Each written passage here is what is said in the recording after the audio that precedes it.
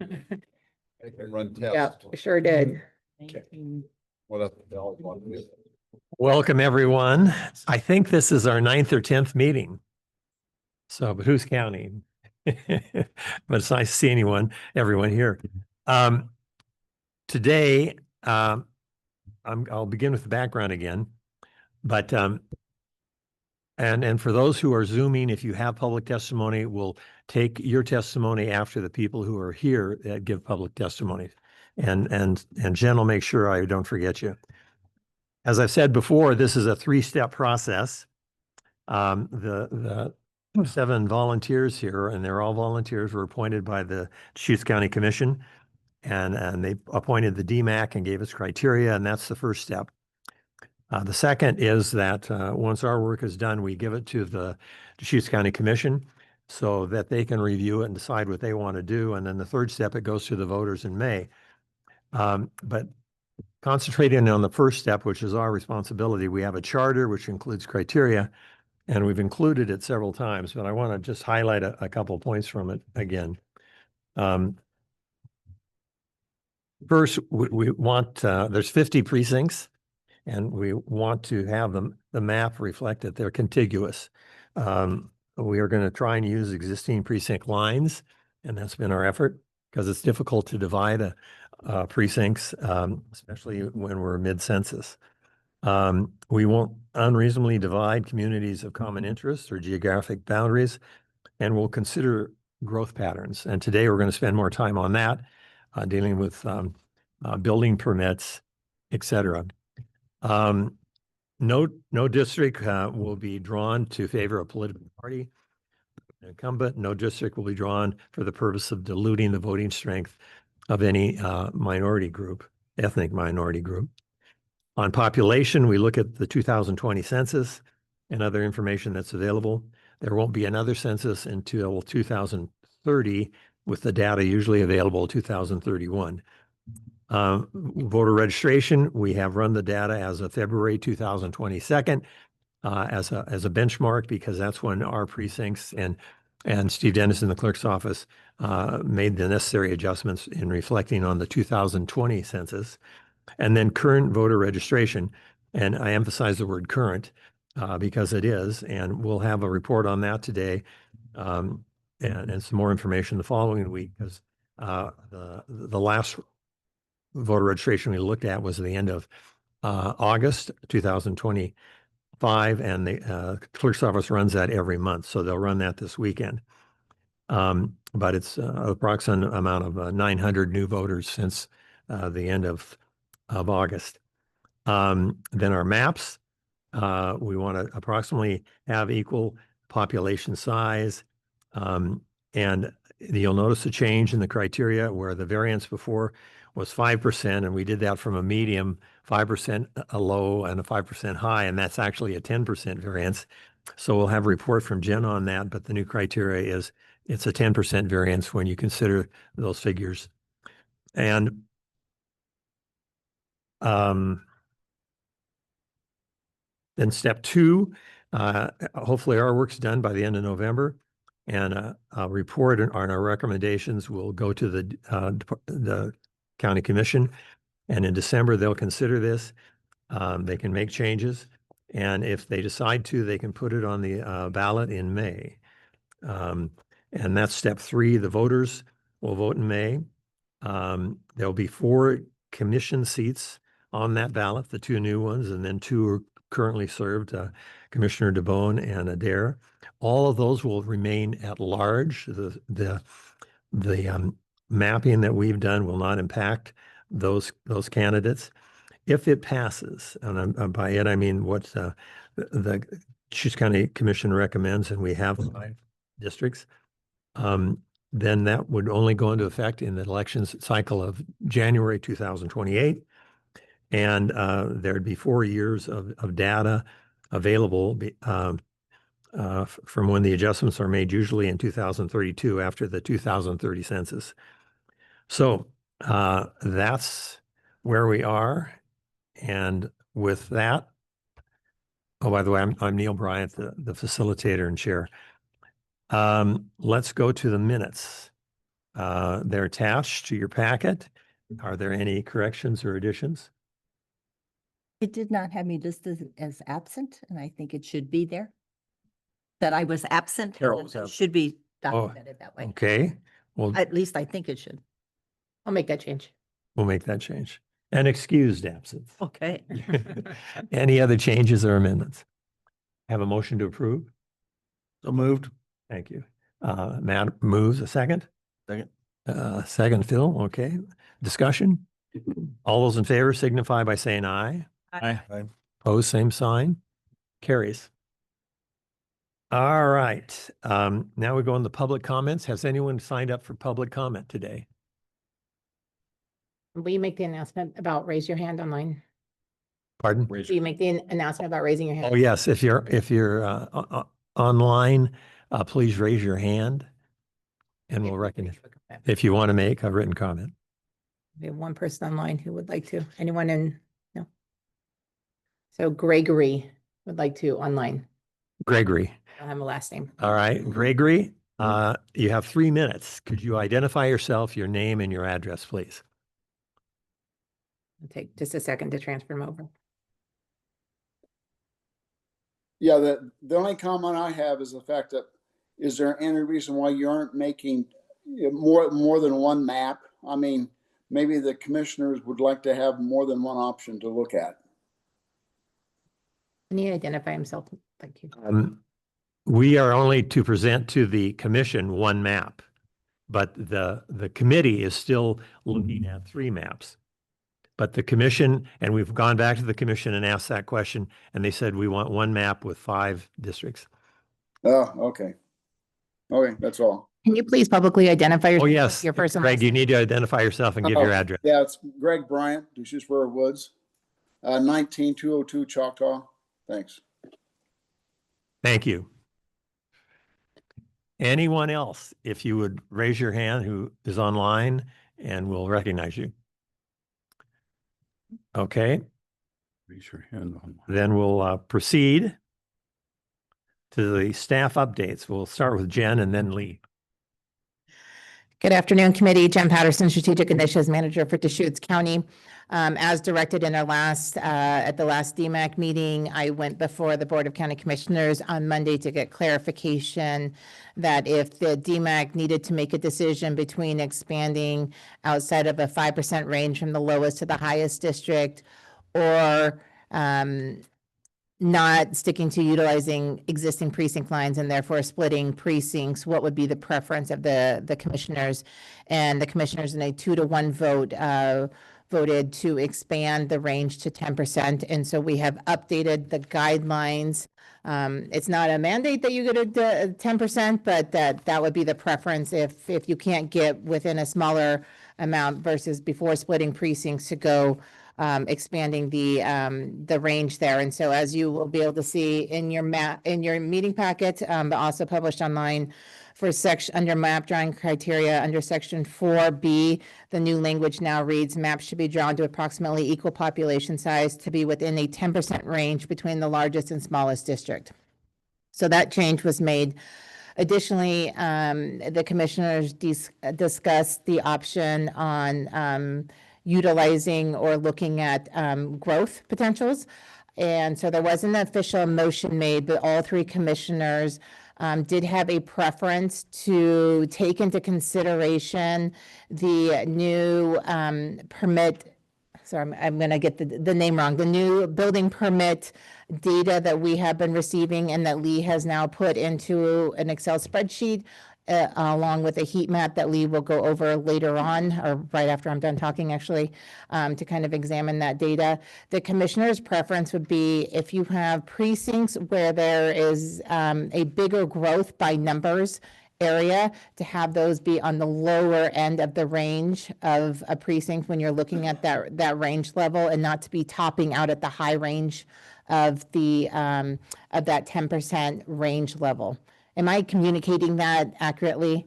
So when you consider the growth, if you see precincts that are having bigger growth than other areas, they should be on that lower end of the range and not the higher end of the range, to kind of accommodate for the fact that that area may be experiencing more growth before the next redistricting effort, if there is one. That's all the updates I had. If there's any questions, go ahead. Yes, Carol. So did they say not to split the precincts? I wasn't clear on that. You said not to expand the range to more than 10%. Yes, and the preference is not to split precincts at this juncture. Thank you. And the heat map and the exhibit that Jen referred to is on your packet, at the so last page. That came in at the last minute. During the last meeting, there was a request to take the data that we have received from the city of Redmond, the city of Bend, and the county. The data that we requested was all new building permits issued between January 1st, 2022 through October 20th, 2025 is when it was pulled by, to take that data and put it into one, potentially a better visual as far as a heat map goes. The visual that we showed at the last meeting showed where each one of those building permits were, but it didn't give an indication of potentially units and concentration. And so the other request, the official motion on the table from the DMAC meeting of the last was to put it into a precinct chart where it lists each precinct, the number of permits requested or issued, by precinct, and the number of units. So that would accommodate, so some units, I think one example, and I'm not sure if this is even in there, was Jack Straw, where they get one permit, but potentially 313 units. So it kind of gives that data visual, that data information by precinct. I will say it was a quick turnaround for some other requests. City of Bend had already included the information in the original data they gave us, but it wasn't requested from us. So City of Redmond and Deschutes County had not included that. So we had to go back to them and ask them for that data. And we did not receive that data in time from the City of Redmond, to no fault of their own. It was a last minute request on our end to get in before this meeting. Originally, we said we'd get that information to you the next meeting. So we were trying to get that information in front of you as quickly as possible. So the information included for the City of Redmond only includes single family units. So that's going to be basically one permit issued is one unit. And we expect to get that multifamily residential data from the City of Redmond before the next meeting, and we'll include that in that update too. So we'll rerun these numbers and rerun the heat map with that information. Apart from that, all the other data is included. And I can turn it over to Lee to start showing the visuals and answer any further questions you may have, as Lee is the one who did all the data and the mapping, which was a lot heavy lift on Lee. So we appreciate him being able to get that sooner than originally anticipated. True. Yeah. First of all, thanks to both of you for generating this on such short notice. Appreciate it. I'm just looking at the numbers on the page and a half here that we've got, and I'm frankly a little surprised there isn't more of a deviation between permits issued and the units. I would expected it to be bigger. In a lot of cases, exactly the same. That makes sense, but I can't account for.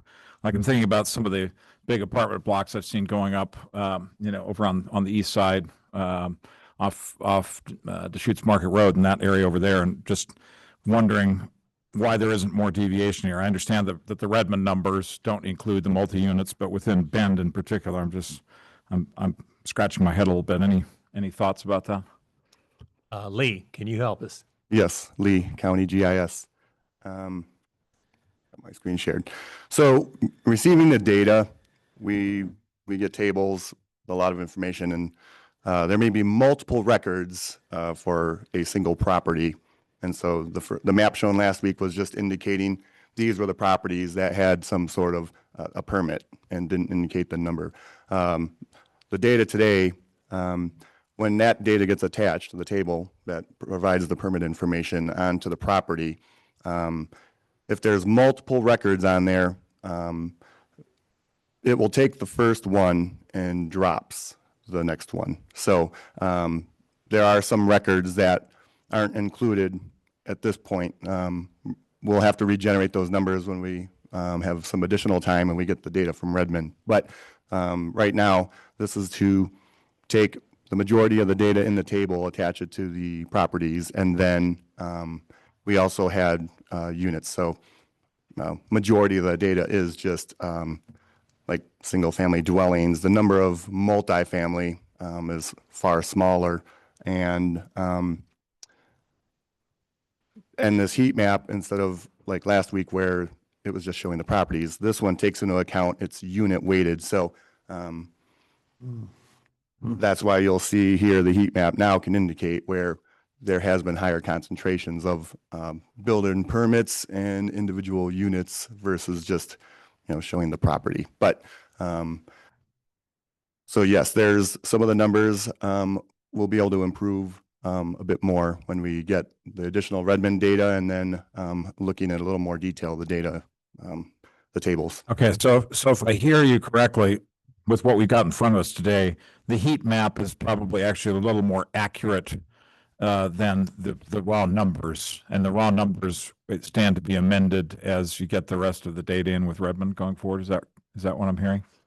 Yeah, the heat map is pretty good in terms of where those locations are, because a lot of those are still concentrated in those areas. So where there's an apartment complex and a higher number, like smaller tax lots that have permits associated with it, it's putting weight in those areas. So the heat map is showing where have all these permits been put, and it is weighted on by units, and so it is taken into account that number instead of just purely like here's a tax lot. So the weighting is and the visual is better than last week's map. Thank you. Melanie. I too have a concern that it's not capturing all of Ben's multifamily. Can you explain again what you're saying about if it drops some information if there's more than one permit, or Yeah, for missing some information here? this map and the visual today, and to try to get and expand on it, and we have more data coming for next week. If there could be multiple records in the table that was provided by, it could be like Bend or Redmond, there could be multiple permits that were pulled for a single property. And so, at least for this map, and to get an updated visual from last week, when I attach that information, the table, if there's, say, 3 permit records for that property, I'm only getting the first one at this point. So it may leave some numbers off, but some of those numbers are, Bill. a lot of them are single. Yeah, it seems like when you're saying there's multiple permits, well, there's multiple, when you build a house, there's multiple permits. There's a building permit, the electrical, the plumbing. You're not talking about that, right? No, not talking about that. So for a building, you're saying there's one building permit. And do some of them show all of the apartments in that? Wouldn't you have to go through and find out how many apartments there were in that building? And then, somebody would have to actually go through and take those two apart, right? Can you state that again or repeat that? Well, so you get a building permit. Do all apartment building permits have, does one building permit cover the entire apartment complex? Or is it more complicated that, like? I'm not sure how to building. answer that question. I would, at least for like the city, how they issue permits, I'd want to ask them Yeah, exactly I how they guess do that's that, what- or our county staff. Seems like we'd need an expert that knew that and said, could actually, if we really want to. The other question I had was 17 doesn't show up on the heat map, but it has 200 units on it. And I was wondering why. That's the Redmond discrepancy, I think.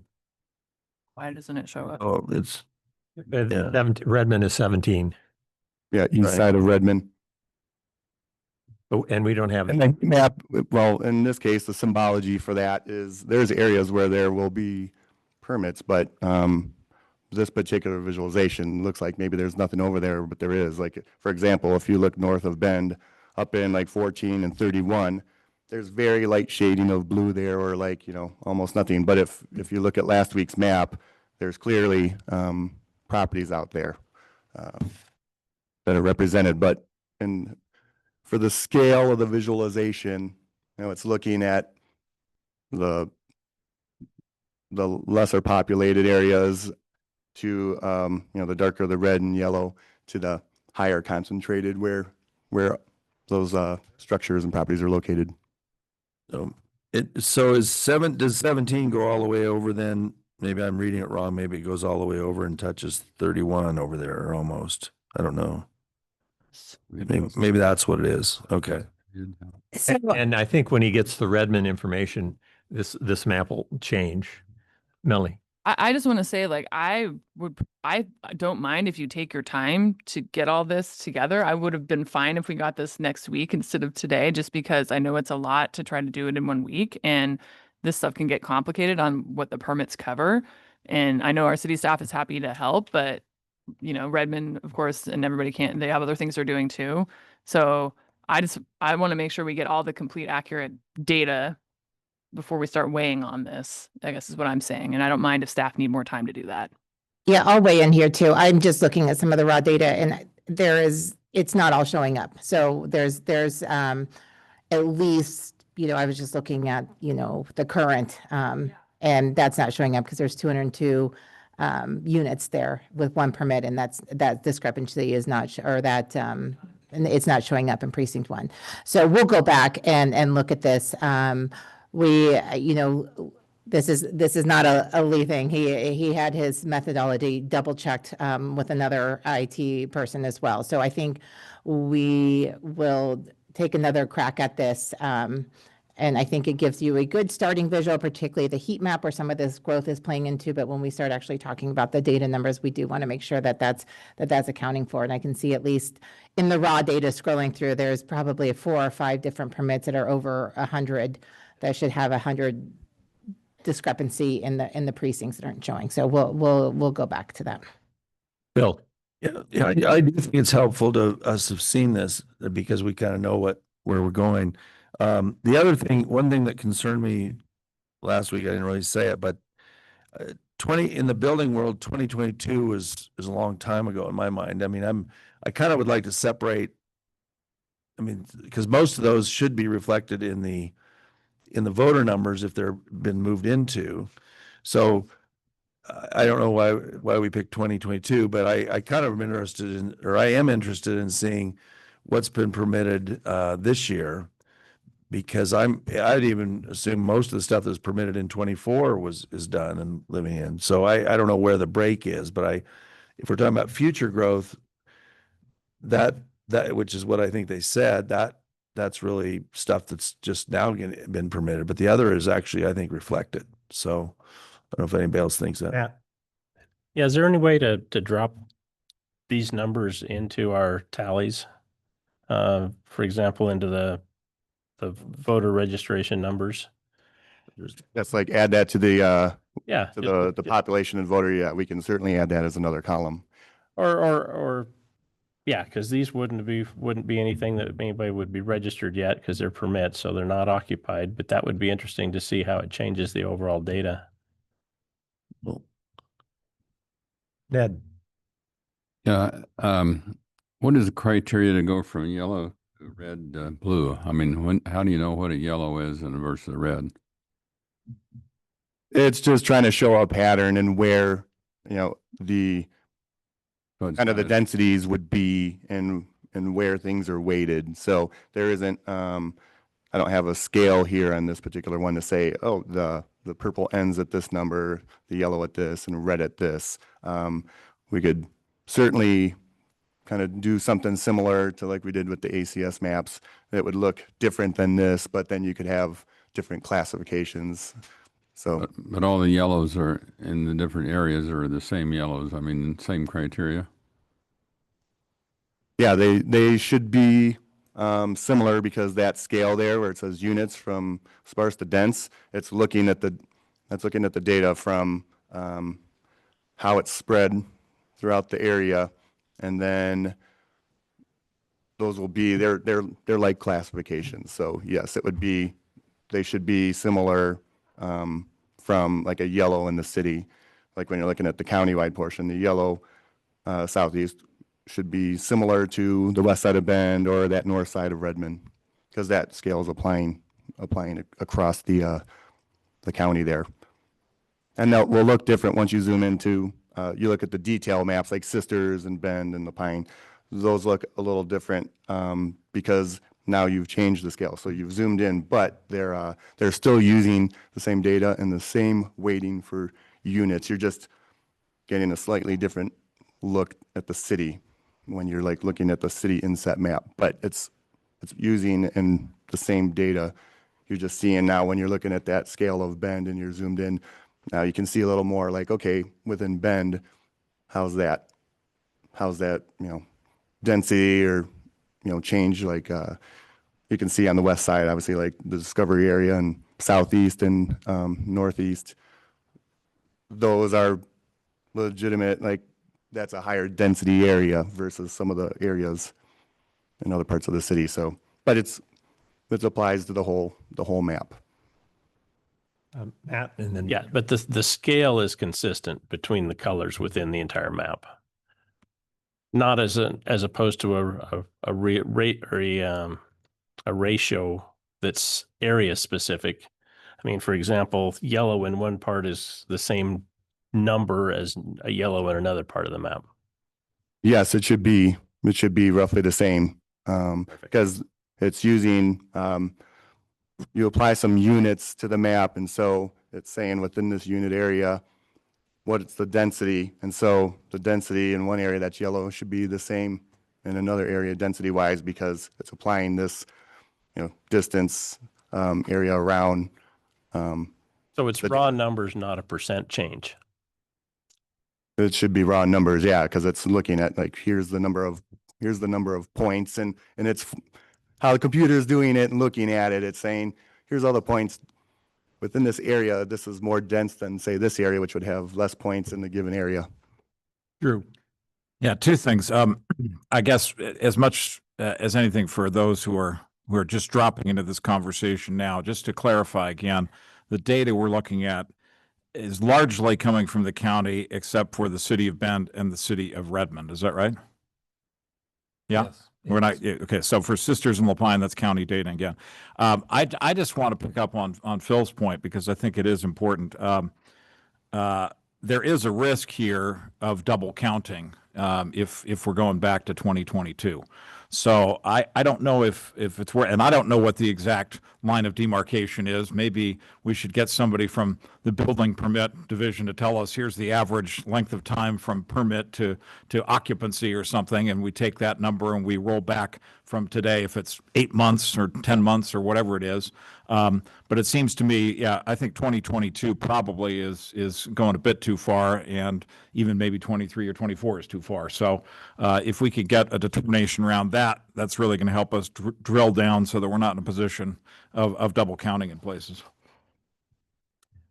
Melody. So I don't understand why we would use these raw numbers and add them to voter registration counts. That doesn't make any sense. This is to look at trend lines of growth, right? So what we're looking at with this, I'm going to say it's an inaccurate map that's on the screen right now, because as Jen pointed out, we've missed a few numbers here, but it is hopefully, showing what we're trying to do is we're seeing where the most of our new dwellings are going in, and we're doing that with precinct lines. So we can say, okay, look, North Redmond, lots of people are moving there, and it's a trend line. So that's why you need more than 1 year. And I think it's helpful to have 2022, because that's when we have our last best registered voter counts that we're also in our purview to look at as part of the trend, right? How are those growing or shrinking in each precinct?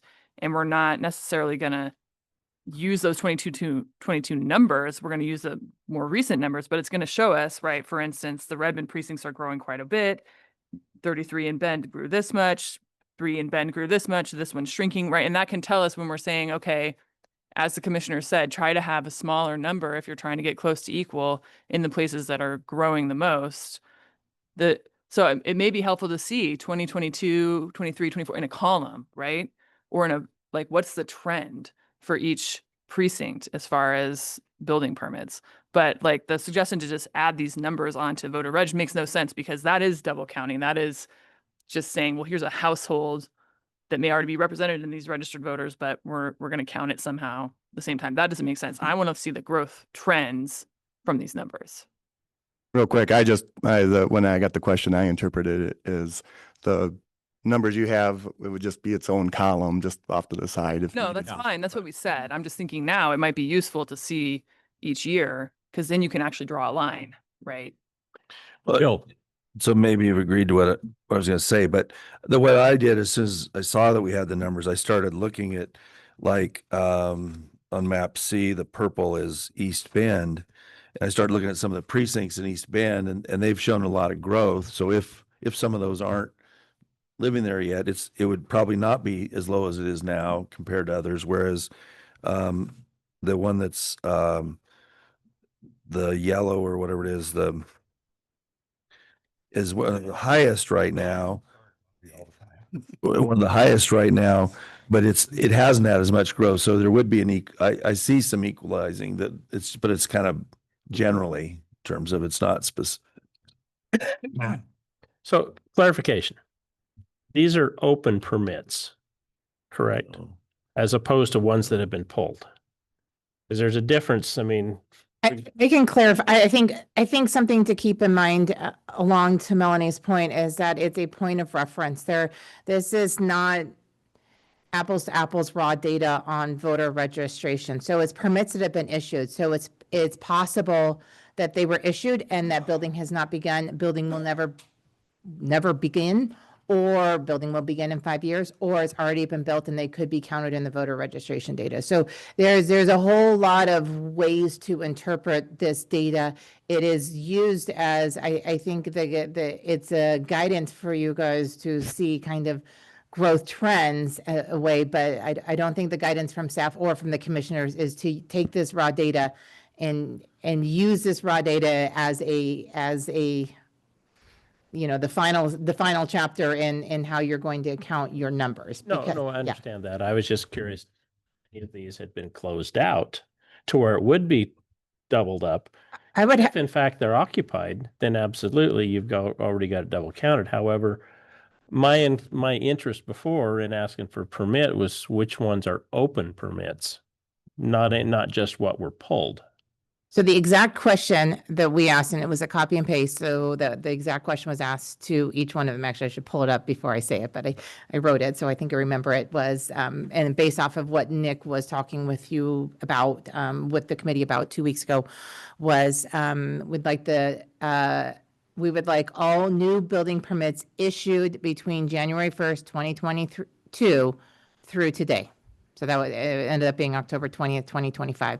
So those are new building permits issued. So if something's closed out, my guess is, but I would probably want further clarification, it would still be included in there because it was new building permits issued. Okay, Yep. that's all I just. And we can go back and ask for different dates. We can go back and ask for exact data.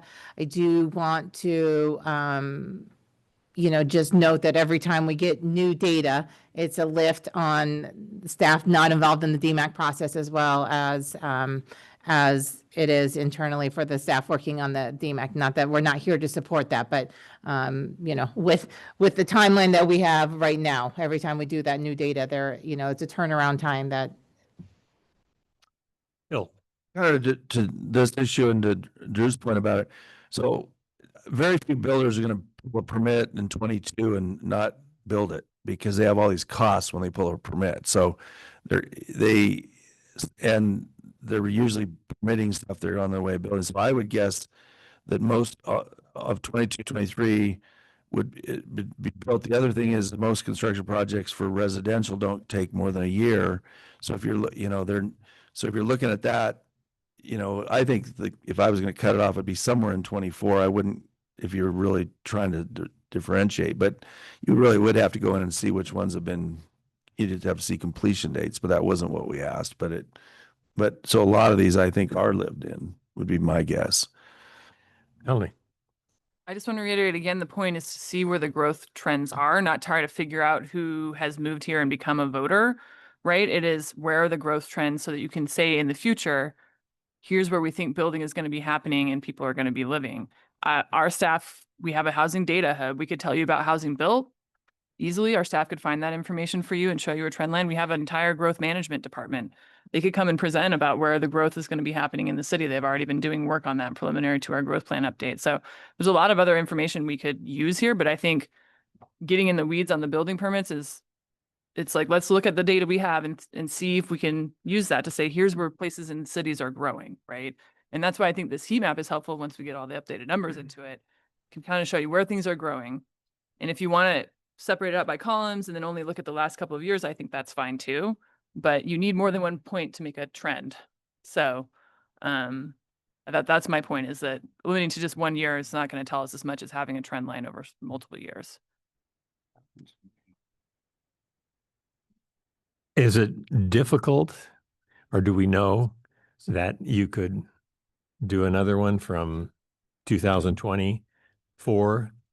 Yeah, I just looked at all, we have 4 different data that were sent to us.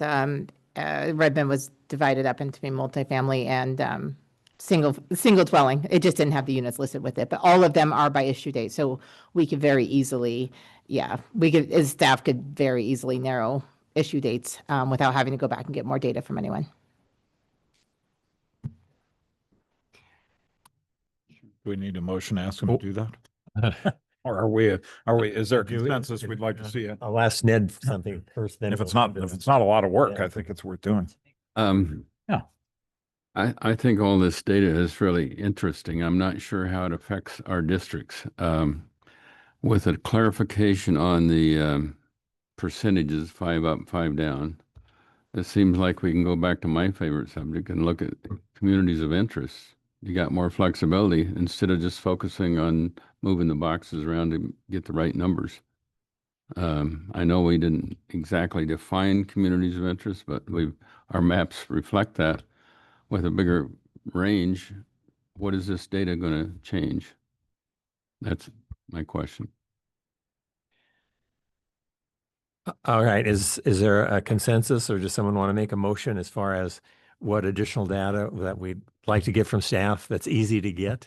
I'll just make a motion to present the same data, but just break it out by year and to include the missing data and the Redmond data. And hopefully we can have that by next week. Can you move your microphone just a little closer? Sorry. But no, that's okay. I got it. Yeah, Yep. just to have the data broken out by 22, year. 23, 24, 25, and we'll just do straight up calendar year. I second that motion. We have a motion, yeah, Matt? Yeah, I mean, I certainly, that helps. But my concern is the duplicity of especially if we're taking a look at voter registration, permits that have been pulled since those dates are likely, a bunch of them have been closed out and already reflected in the data we've got. For me, it would be more useful to know which permits are still open, because they're less likely to have already been closed out and included in the data we've already got. So from my standpoint, I don't really care what's been pulled. I'm more interested in what's open. Because I think the pulled ones, anything especially over a year for residential homes, have probably been closed, already occupied, and already included in our data. So Is Carol? Just for clarification, the way I understand it, this is just to see what is going to happen. We're not taking numbers of people in these trends because, as you said, they're already counted. And so this is just to show us where it's going to go, Correct. but not people-wise. where has gone. Right. That's how I understand the intent of the motion. Just for clarification there, Carol, there are some people will have already been included in the voter registration and some have not. So it's not a one-to-one. And also it's units, not people. So you could have a house of 5 people residing in it, but they would be considered one unit. So just clarification on what this data actually shows. Ned?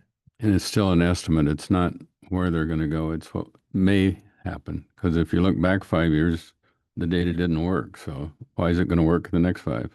I think this is in part as an answer to the commissioners who Right. all agreed, we just want to see what the trends are. Not to Okay. actually play with the figures we're talking about on voter registration.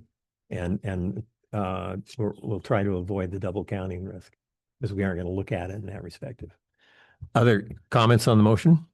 I would just add one thing, because Ned, you're always talking about communities of interest. Where you've got a lot of building, that's a community of interest.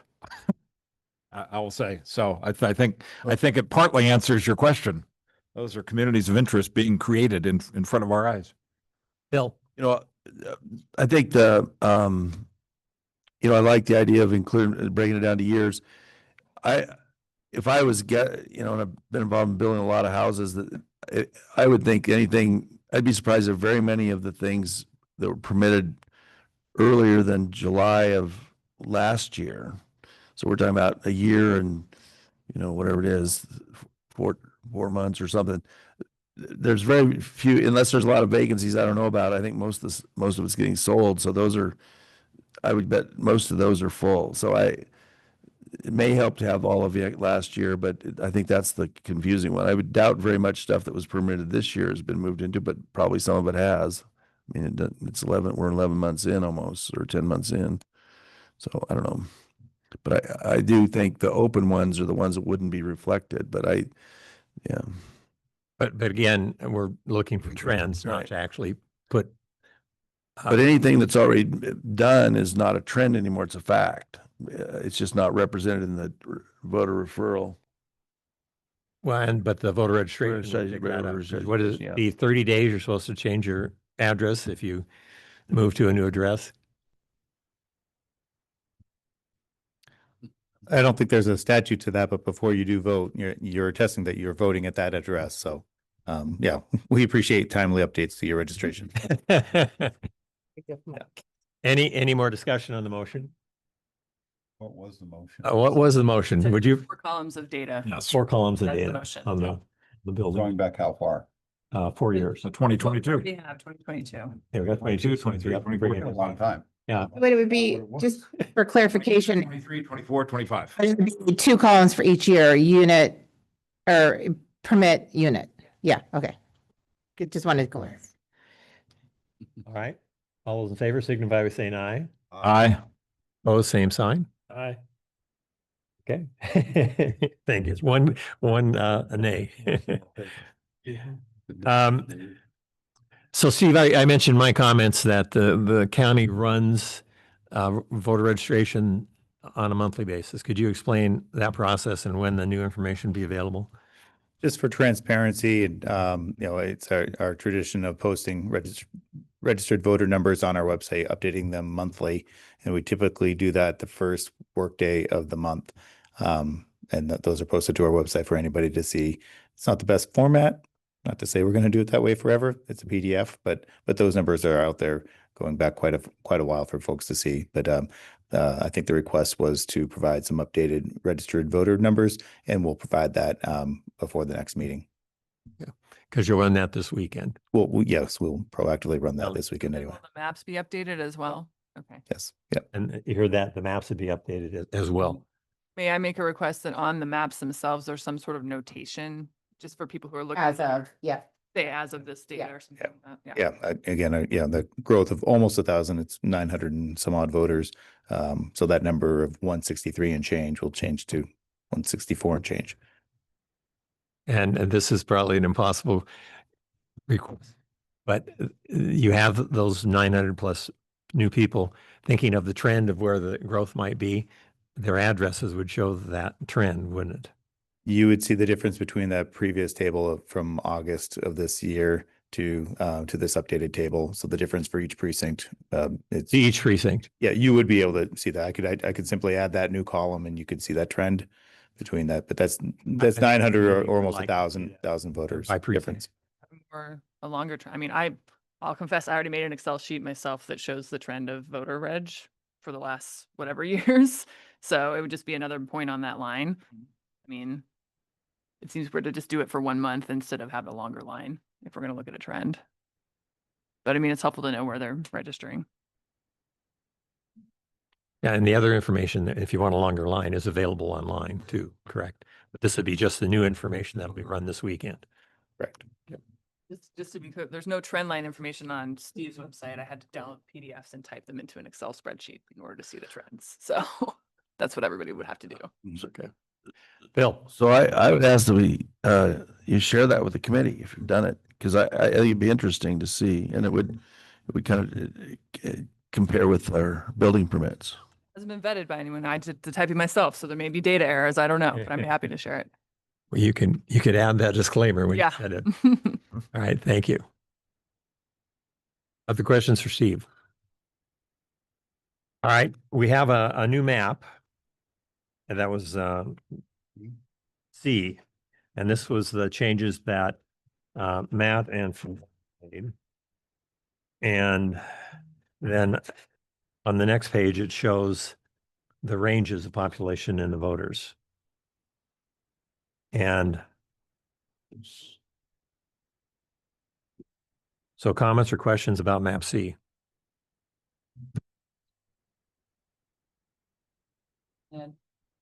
Yeah, Melanie. A couple of things about map C that concern me. Again, 25 and 2 are one of the higher populations of our Hispanic population in Bend. This splits that in half. And I also worry about 2 and 33 being unreasonably divided from a community of common interest without being Bend to be in with South County, which I think is a different, in La Pine, which I think is a different community of interest. Excuse me, Yes, Carol. 2 and 25 are Hispanic populations, based on what you just said. And then 2 and 33, you were saying that you didn't like them being in South County. Right. They're now together with La Pine and South County, which I think is a different community of interest. And Carol, I don't know if I don't think they're in this map packet, but there was another map packet that had those maps of the ethnic populations No, it's from that- last week. actually. from last week, if you wanted It to might look. have been 2 weeks ago. No, last week. I'm looking at it. It's Okay. second. We can pull that up too if anyone wants. Other comments or questions on C? Drew. Well, I take your point, Melanie. The issue is going to be then how you're going to balance, if you want to lop those back in with Bend, something's got to give somewhere else. And I guess you end up having a conversation or we, cutting off a greater community of interest in precincts 2 and 33 than say you would with 5 or 8 if you were to take those and move them into map C, for example, because map C does have at this point, and region C in map C, I should say, has got the highest numbers going in since we're looking at that of the voters. So it can take a little bit of a hit, but I don't think it certainly can't take both those precincts. So. And I think another concern is 33 is one of the places that's fast growing, and we have some expansion areas. And I note that 8 is with West Bend, even though it's not within the UGB. So I think maybe there's some more tinkering that needs to happen. And just for the clarification here, you'll see map D, E, and F, and those are clones of map A, B, C. So D is a clone of A, E is a clone of B, F is a clone of C. So if anyone wants to start working in one of those A, B, and C maps, but keep them the same, then you can go to the clone map and do some work in there. F is the clone of C, is that right? Yep. So, okay. So Yep. A, D, B, E. Okay, C, F, okay. Yeah, Matt. Yeah, and when we were looking at making some of these changes and flipping things around, and for example, looking at the individual precinct maps, I mean, granted, I don't disagree that it would be nice to put 2 and 33 both into the West Bend area. But if you look at the populations, you gotta encroach into Bend somewhere. And these are the ones that seem to have the least impact on the communities of interest. And looking at development patterns, I mean, 2 is probably one that could most easily go into Bend, but the population numbers put it over, where 33 is more than half larger tracks. Granted, it's got some development slated, and if you look at the map of permitting and stuff, the West Bend area's got some areas west of town that's going to be some fairly high concentrations. And if you look at the raw numbers, the unit permits for 33 is lower than what the rest of the other district would be if you were to include 33 into it. I think given, best case scenario of communities of interest and which ones you move where, this seems to match up best with the adjacent communities and the precincts that each of these touch on. Thank you. Neil? Yes, Melanie. Yeah, just to respond to that. So as I pointed out last meeting on the map of 33, my house isn't even on it. So there's new houses that are in new neighborhoods that are in 33 that aren't on this map when you're looking at that. So I'd be careful in relying on that because my area south part of the precinct, but also the Stevens Road and Stevens Ranch area has nothing listed here, but I know there's homes and neighborhood being built out there right now. So I just think because this is one of the fast growing areas in Bend, we need to be really careful about, putting it into South County. I think we have to look at how I agree. And that's the problem with being limited to, you must divide into 5 is that you have to chop up Bend. But I just want to be careful with this particular corner of town, because I know this is where a lot of our growth is happening. Our biggest high school is, there's going to be continued urbanization there. And so to call that, to have that, if we're looking at putting districts together that have similar interests, I'm just worried about that for the South County district. Drew. Yeah, so I appreciate your intimate knowledge of your city, mayors. I'm gonna, I guess, kind of put you on the spot here. If you're looking at the map and figuring out what the trade-off would be, and I'm just looking at numbers here. If you put 33 in there, given the growth that you're talking about onto the east side of Bend and into that map, map B of map C, if you will, then something got to give again. And I'm wondering if maybe you would be comfortable with 26 then going into our map A, for example, because you've got to, you're within a couple thousand, but at least the trade-off there is reasonable in terms of numbers, because something's got to go out if it's coming back in. Yeah. No, I think Oh. we should look at some different things. I don't see it. I'm just gonna make that. Well, Bill. so we talked about 26, and 26 already is virtually all urban. It's all within the city. Most of it's developed. That's where some of the fastest development's going, and it'll fill up completely faster than 33. I mean, part of 33, and first, 33 doesn't show on the precinct maps. Maybe your house doesn't show on it, but I'll bet it shows on the voter registrations, and I'll bet the stuff in Stevens Ranch that's been built, but that's just getting built. But I think the evolution of 33 will be, it's slated for a lot of building, but there's a lot of step for all of the stuff that's not in the urban growth boundary yet. But if there is a redrawing of maps in a few years, then that would be captured then. But the fact is that this southeast corner of Bend is a lot of rural, and that precinct has more ruralness in it to the east. On the Bend map that it shows, it doesn't show that. I don't think that's the border of precinct 33 to the east. I think it goes further out, and all of that is more rural and similar to precinct 43. So again, if we didn't need to bounce the numbers, I don't. This is the best in terms of a configuration, I think. Matt. Yeah, I was just, if you guys want to turn to precinct 26, I mean, I think follow up on what Phil was saying is 26 has no resemblance to either 12 or 21, but it does match up with 26 and 46. I mean, if you're talking about communities of interest and development patterns, 26, I think clearly should be included with 26 and 46 as opposed to the others. I think it needs to stay where we've put it. Melanie. Yeah, I think this map is misleading because what you're seeing is what has been gone through annexation process and not what actually the UGB is. So the UGB has been expanded to include the Stevens Road area, and there's also been an expansion down south of that that's not represented on this map for Caldera Ranch. So again, not dealing with total complete information here, which I get. I mean, I have the same question about precinct 8 and why precinct 8 is an unincorporated precinct, right, with about 1,000 people in it, how they're linked up with precinct 1 and 4 in the core of Bend, right? So, and I had asked to look at a north-south split of Bend along the lines of the House districts, and we never ended up getting that.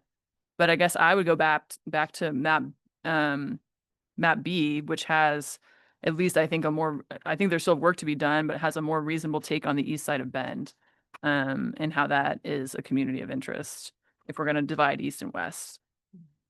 And it keeps 25 and 2 together, and that's important to me as well for that community of interest of our Hispanic population.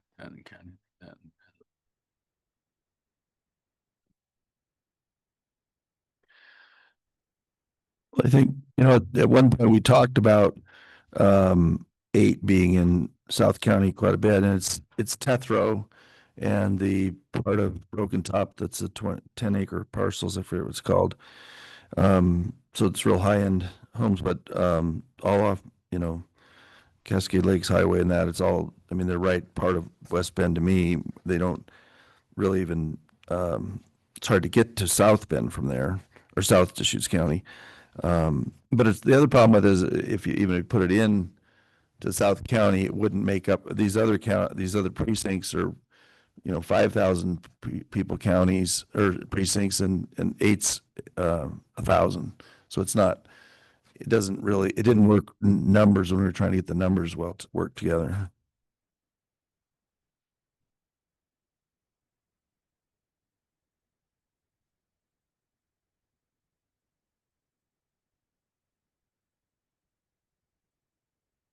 Melanie, do you have a suggestion on a map that would?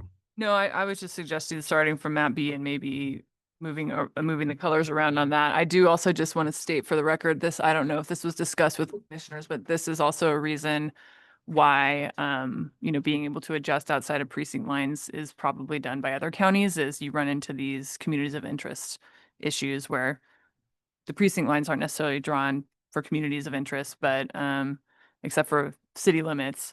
But it makes it difficult to try to meet that goal if we can't adjust. So I can look at the numbers, but yeah, I think it's going to be around 8, 47, 5, 2, 25, all of that.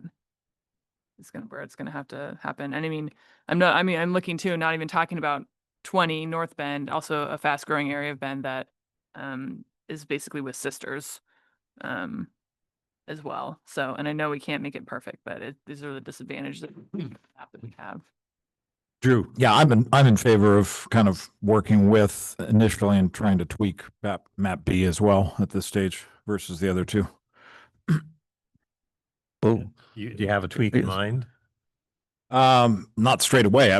What I mentioned a couple meetings ago, I did, I'll reiterate this again, which is I think for us, the focal point should be the 3 or 4 precincts that are kind of, if you will, swing precincts in the counts in this thing. And I've marked some of those off. I think a couple of the critical ones probably are 12, 47.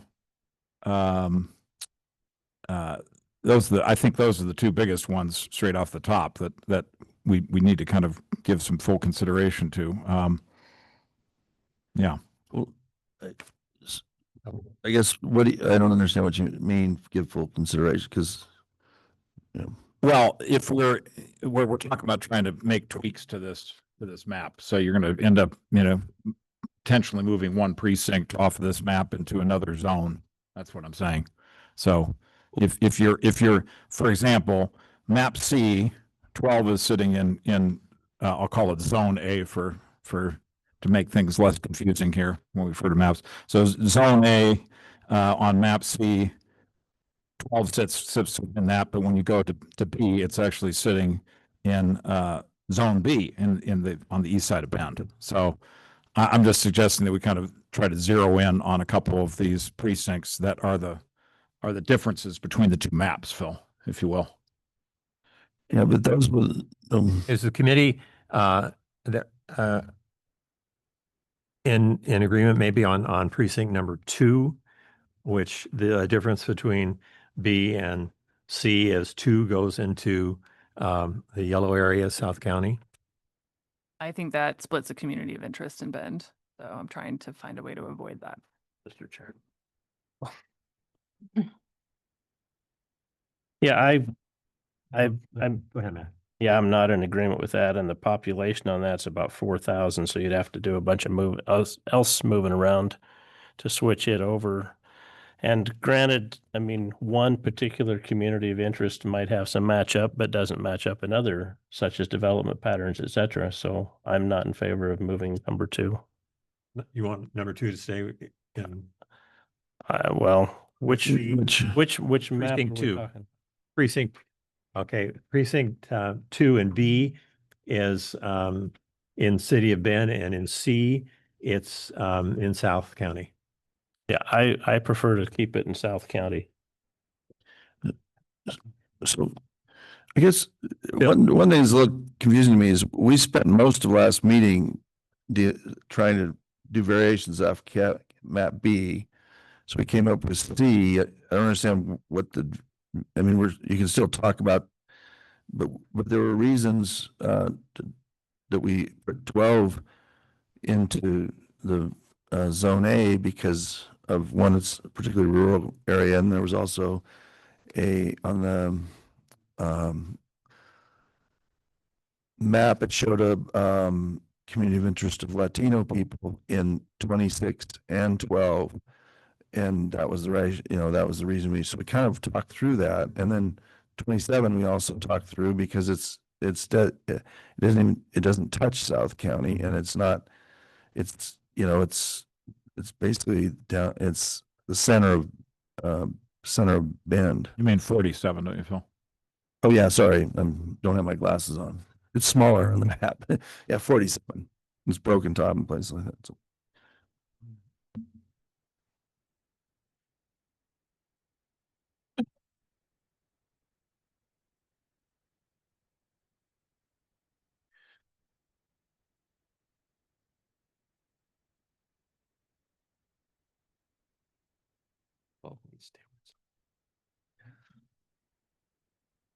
Neil, can I ask? Yes, Mel. What is the formal process to get to a final map? How are we going to do that?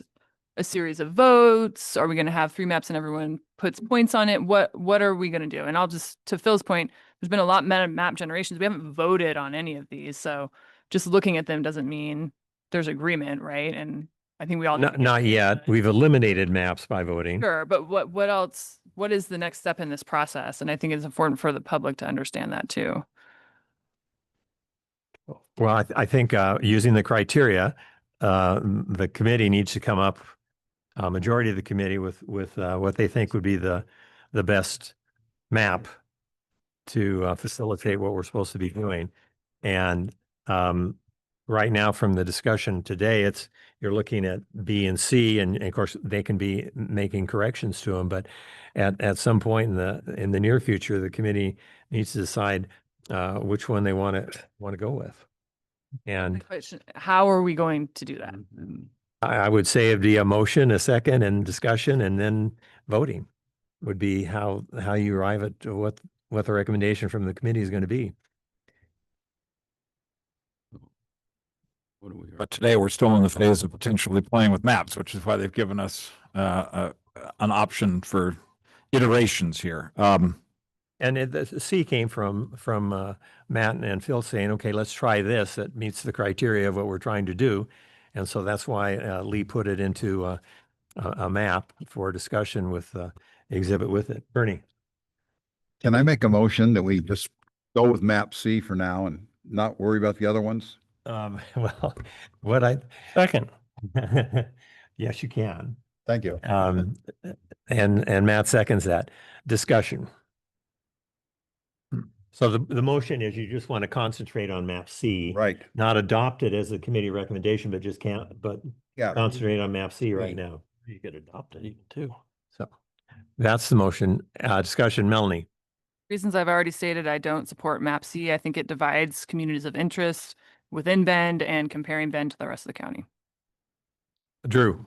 Yeah, I think it's really premature to be tossing out map B and saying we're just going to work off one map at this page at this point, particularly as we've asked for additional data today that we're not even seeing yet until next week. So to say we're just going to work off the one map, I think would be premature. So for that reason, I would oppose focusing on one alone as of today. Another comment or discussion? Okay, all those in favor of the motion, signify by saying aye. Aye. Opposed, same sign. Aye. Aye. Phil, how did you count? All those opposed, all those in favor, signify by raising your hand, please. Opposed, same sign. Motion fails. What about this? I know we're going to get some initial information, but it's going to be to focus on what the trends might be. Could you come to the next meeting with your solution? How we could stay within this and stay within the guidelines we have, how you would move the precincts around.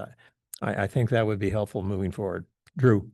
Happy to do that, but I was going to suggest if we are trying to eliminate options, maybe we could agree today to eliminate map B. So map A. If nobody's opposed to that, since we seem to be focusing pretty much on B and C at this point, maybe we take the formality and take map A off the table. So take that as a motion. A second by Matt. Discussion?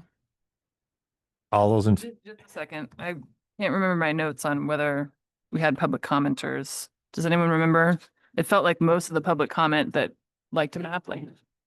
I do remember that. I can go back to it, but all but one public commenter was in favor of map B. It was the woman, Tony, from the one who's commented a lot about the library zones, was the one who was in favor of map A. And that's reflected in the community listening session minutes as well. So of the people that comment on it, because not everybody did, but of the people who commented on a preference for a map, including in written comments too, that have included, they've all been in favor of map B, except for the one was map A that have publicly stated their preference. other discussion? I have a second. So, Now, Phil, I'm in favor of that. You can take the vote on that.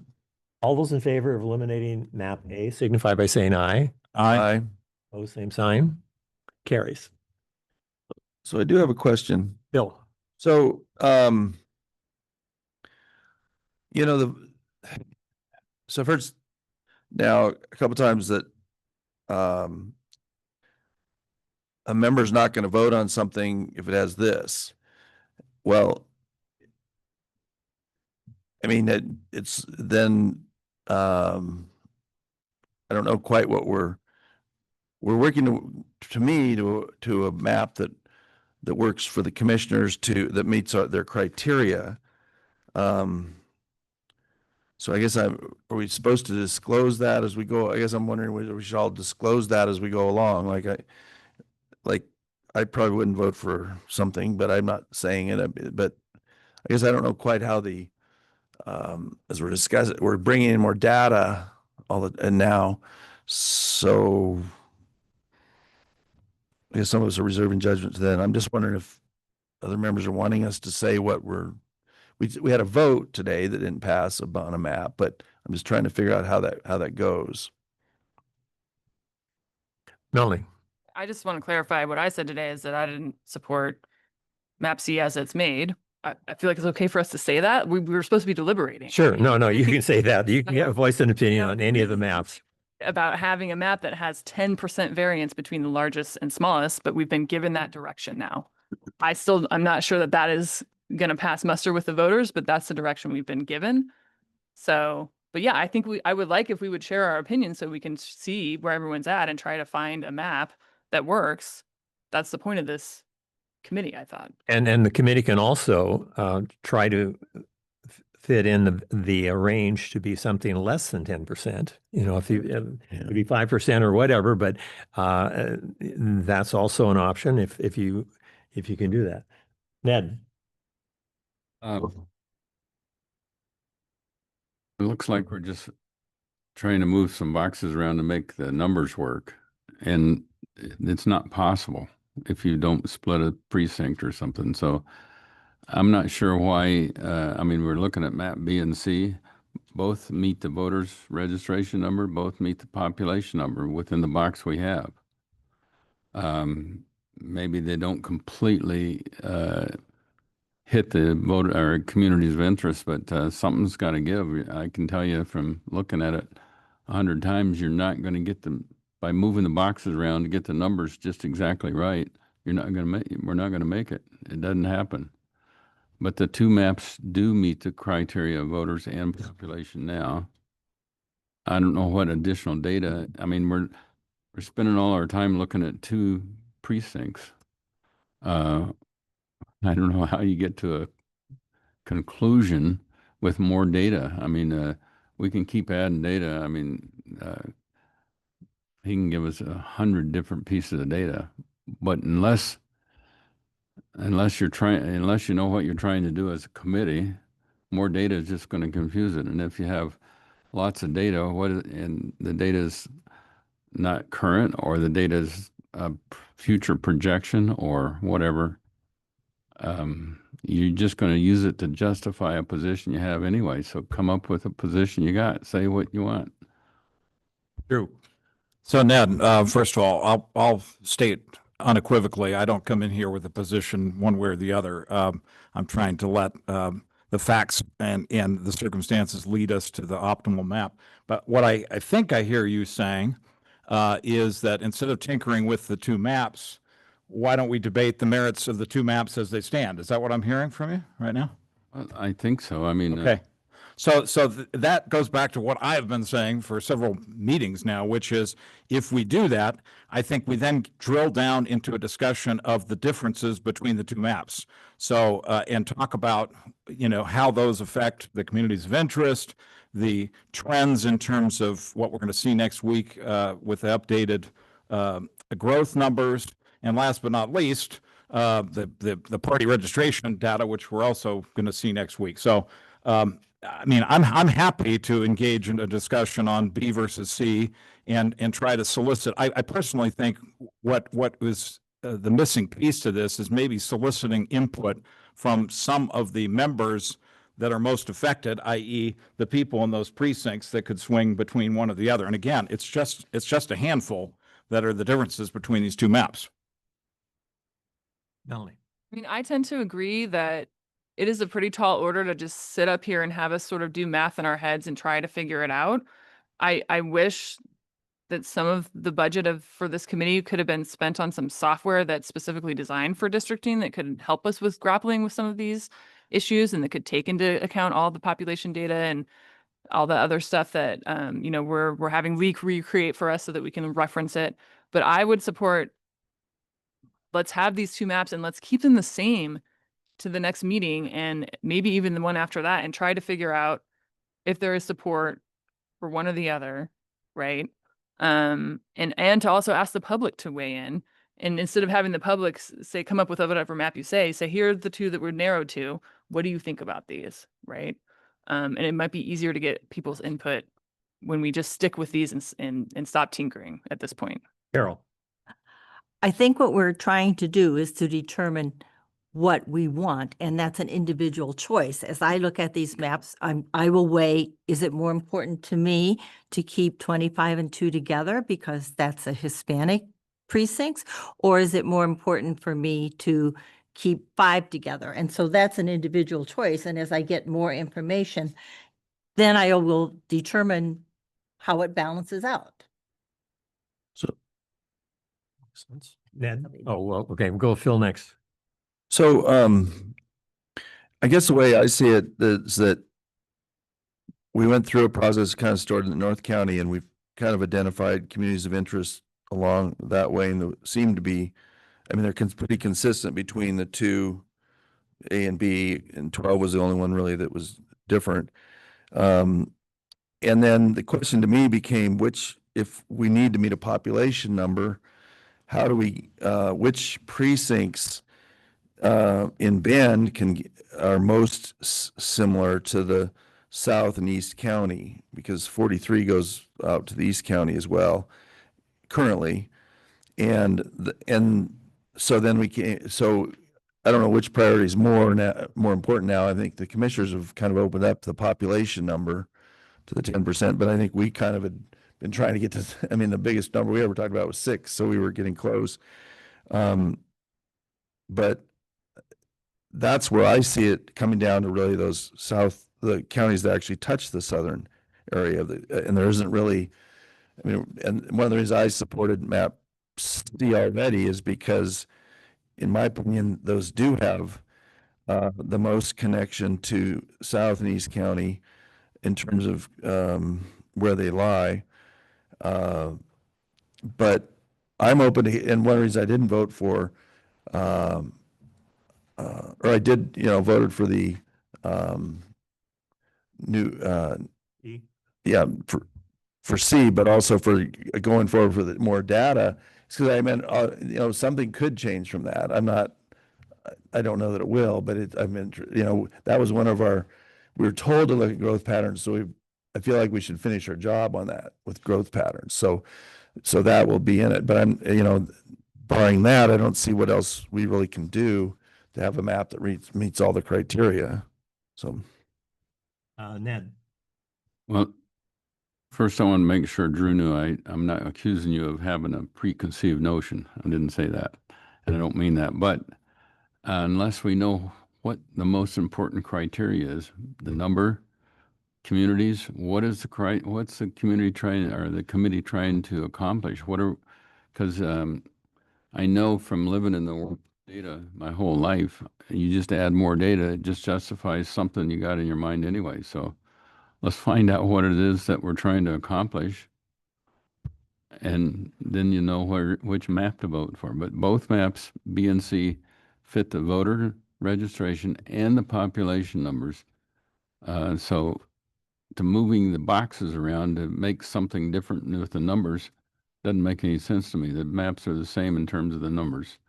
So what other criteria? That's why I was harping on this community of interest thing. Maybe that's what's important.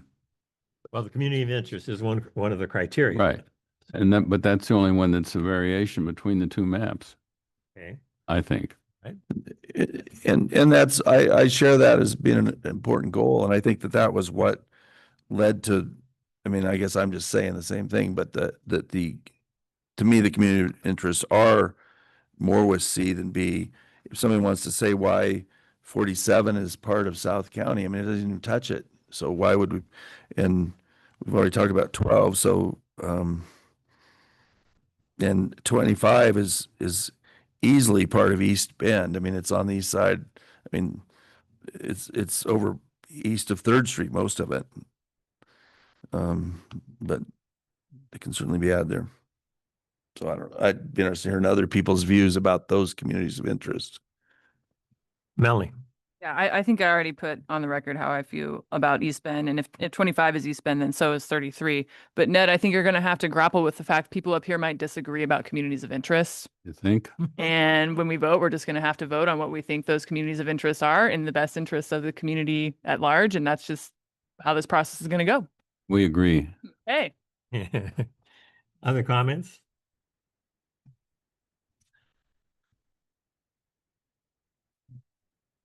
Okay, let me summarize then. We're going to concentrate on B and C. And right now, both of them fall within the guidelines, the criteria that the county's given us on population and on voter registration. Next meeting, we'll have current information on voter registration, and it'll be granularized to the point of precincts. And that will be helpful. And then we'll have the additional data on the building information with the 4 columns and showing what the trends is. And there was another trend thing we're working on too. Drew. Yeah, all of that, Neil, and I think, I'm sorry to sound like a broken record. I'm going to harp again that I think our focus should be, as I count it, and somebody can correct me on this, there are 6 precincts of differential between these two maps. So really, we can focus our discussion on 6 precincts out of 50 because the two maps are the same for the other 44 precincts. So the 6 precincts that I see that are the variation between the two are 2, 5, 12, 25, 33, and 47. And again, if somebody thinks I've omitted one, I stand to be corrected. But and I would really say, let's drill down and focus our attention on those 6, because otherwise we've already got a certain sense of consensus here on 44 of the 50 precincts. We're there. That's the good news. And we end with some good news today. Well, I think, I think your analysis of that is correct, because those are the precincts you've got to do something with in order to make the numbers work. So if everyone could concentrate on that, that would be helpful. And in those 6 precincts, take a look at the community of interest, and that's a little bit your own definition of what that means. Sure. So we could have 7 different views on that. Anyway, that would also be helpful. Jen?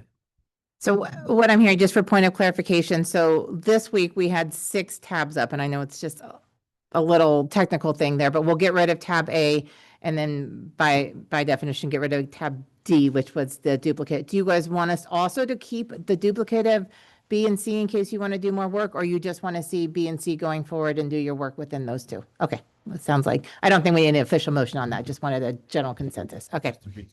Real quick, I just added those additional tabs because if we're west, where can we make these changes? But, oh, can we go back to the original map and we made changes? So like the maps E and F would be,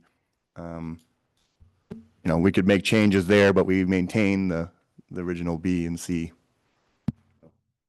That makes I sense. think it's helpful to keep those for playing with next week. Yeah. Can't hurt. Other questions from staff about your homework assignment and our homework? Melanie? I just wanted to follow up on the question that came up that I brought up last week about assigning the commissioner seats to the districts now that Steve is here. Thoughts about how and when to do that?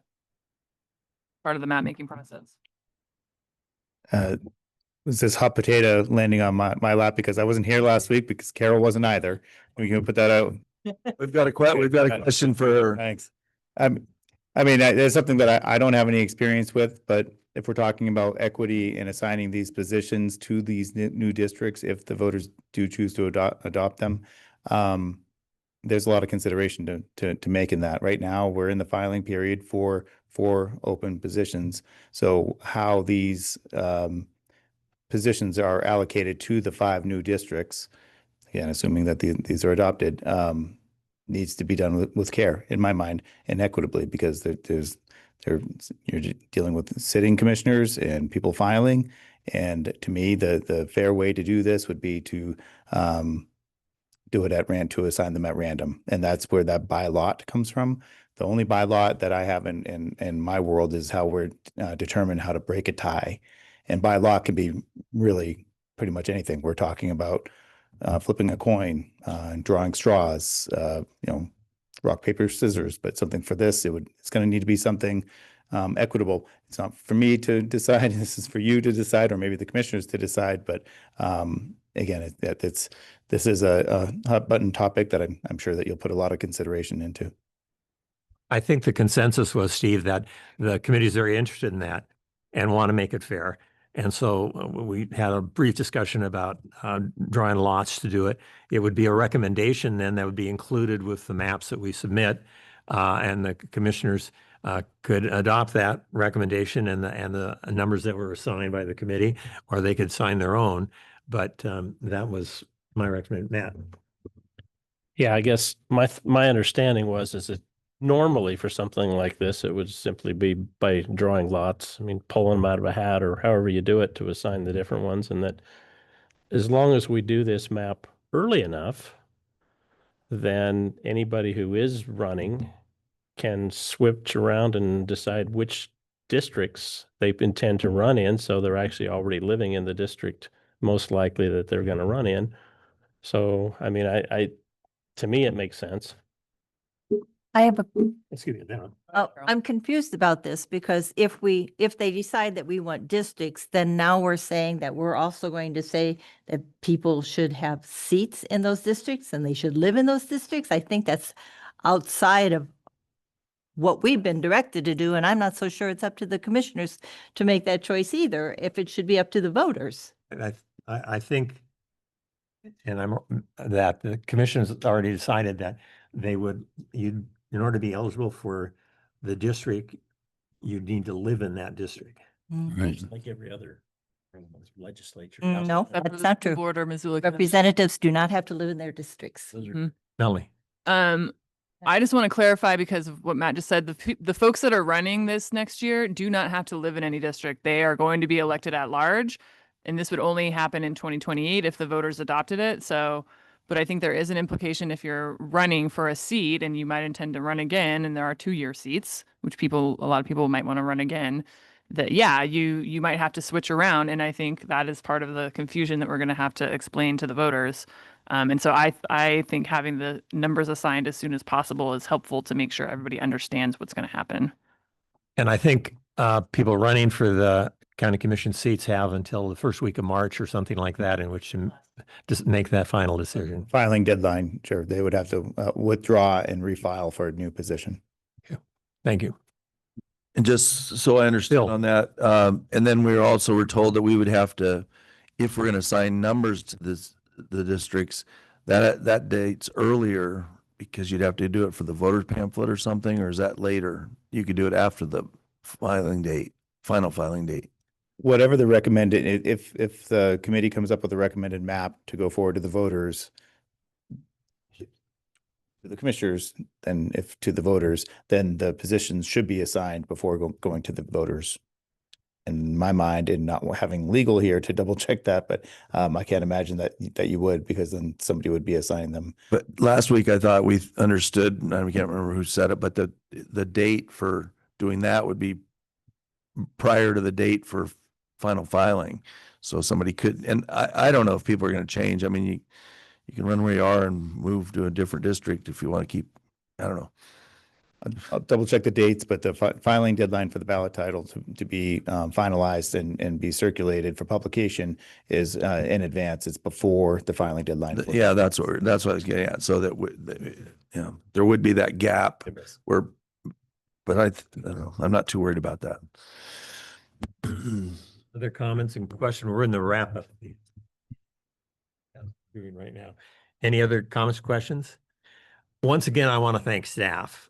Lee's been working weekends and pulling this stuff together, and that's much appreciated. And I know you have other things you're supposed to do, and Jen, what you've done and coordinating things is much appreciated. And so